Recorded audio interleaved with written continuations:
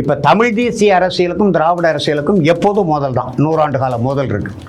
அதில் தமிழ் தேசியம் வெல்ல முடியாமல் தமிழ் தேசியத்தை வீழ்த்தி விட்டு திராவிட தேசியம் வென்றது அரசியல் களத்தில். சீமான் போன்ற தற்குறிகளை தமிழ்நாட்டில் இருந்து அகற்றுவதை தவிர அல்லது சீமான் போன்ற கெட்ட புத்தி உள்ளவர்களை தமிழ்நாட்டிலிருந்து தூக்கி எறிவதற்கான காலம் வெகு விரைவில் வந்து கொண்டிருக்கிறது.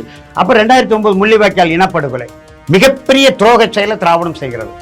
ஆட்சியில் இருந்தும் கூட, ஆட்சியில் இருந்த ஐயா கலைஞர் ஆட்சியில் இல்லாத போது தமிழீழத்துக்காக அவர் பேசின பேச்சு முற்றிலும் புறந்தள்ளி தமிழீழ மக்களை கொன்று ஒழிக்கும் போது இவருடைய தயவில் தான் ஒன்றிய அரசு, மன்மோகன் சிங் அரசு.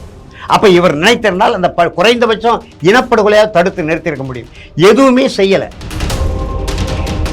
திராவிட இயக்கங்கள் என்ன செஞ்சிருக்கிறேன், நான் எதுவுமே செய்யலைங்கிறதான் தொடர்ச்சியாக நான் குற்றச்சாட்டு வச்சுக்கிட்டு இருக்கிறேன். இந்த மக்களை காவு வாங்குகிற அரசாகத்தான் திராவிட இந்த இயக்க அரசுகள் தொடர்ந்து தமிழ்நாட்டை கோலோச்சி ஆண்டு கொண்டிருக்கிறார்.